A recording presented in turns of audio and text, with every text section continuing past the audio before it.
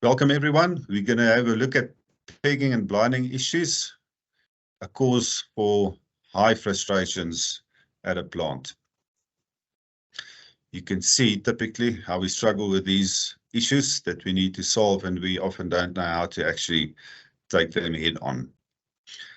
Main causes are these two factors. Blinding, it's caused by moisture, typically between 6 and 18%. Fines applications, the finer the product, the bigger the problem. Rainy weather, when it rains, these issues become hectic. Pegging, irregular shaped particles, carrot shaped particles typically, and then the higher the near size particles to your cut point, the bigger the problem is. We're introducing the MBV mats. Typically, they're 305 millimeters wide. They fit onto screens where modular 305 by 305 panels are used. They're more efficient than most modular systems used where pegging and blinding are serious issues or problems. The smaller apertures are typically punched. The large apertures we cast. The thicknesses of the mats typically 2, 6, and 10 millimeters thick. And there are a range of various apertures available. The MBV mats, the clip rails, they fit onto your existing frame simply by a pin and sleeve. They're held down by the pin and sleeve. Mats will hook onto a clip rail. And as you can see on the picture, the conversion is actually very simple. We've got a PU side ledge that actually helps to connect the mat to the sideliners. They're held down by magnets, and the end of the mats to hook over the side ledge. These are the sizes we've got currently available on the MBV mats, and you can see the size ranges from the smallest apertures, which are around about 1.4 by 8.8, and we go up to a 40 by 40 millimeter aperture. Then we've got another range, which are called the MBT mats. They are typically 330 millimeters wide. It's a conversion of existing Dabmar or Bivitec systems. The MBT mats are locked in position by means of a wedge. It's the same wedge we use on the MBV system. The system fits onto existing clip rail arrangement on the Dabmar machines. No modifications are required in this instance. The smaller apertures are punched, large apertures cast as with the MBV. The MBT mats, they fit onto clip rails as well as the MBV mats as we've shown in previous slides, and you can see the conversion. On the MBT system, they fit onto the clip rails, which is typically on the OEM machine. They're held down by a wedge, and you can see that wedge there that is actually connecting or holding down that mat.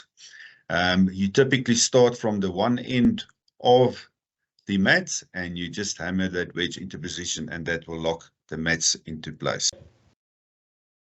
Okay, this is an indication of all the apertures that we've got available on the MBT mats, and you can see it ranges from 1.5 by 8 to a maximum of a 50 square, and then we've also got a 25 by 40 aperture there.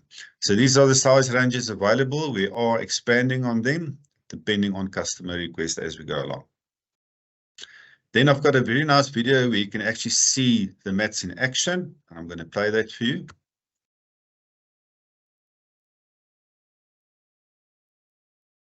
And you can actually see that mat moving extensively up and down, stretching, and that's what alleviates the pegging issues.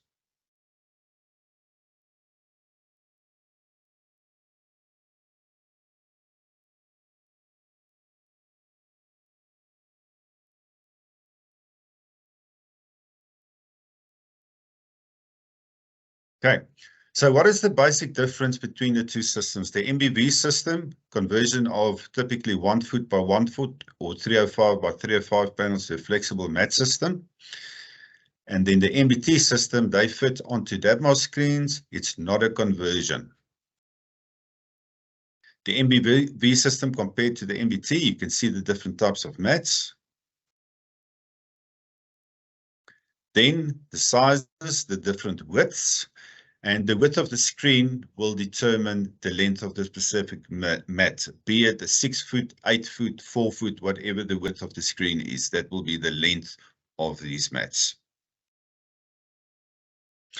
Both systems, for sticky material causing blinding, particle shape and ear-sized material causing pegging, the flexibility of the mat overcomes the above-mentioned problems. The efficiency of the mats compared to a 305 by 305 is superior.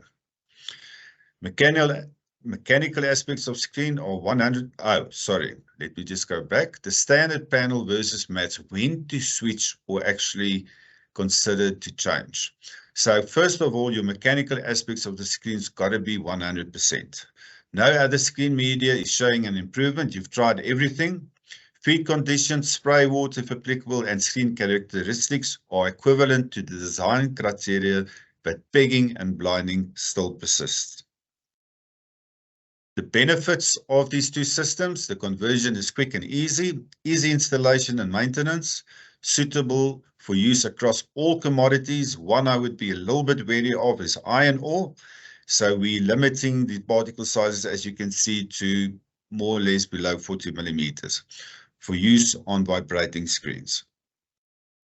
Then I've got another video just to show you on the finished product once it's been cast.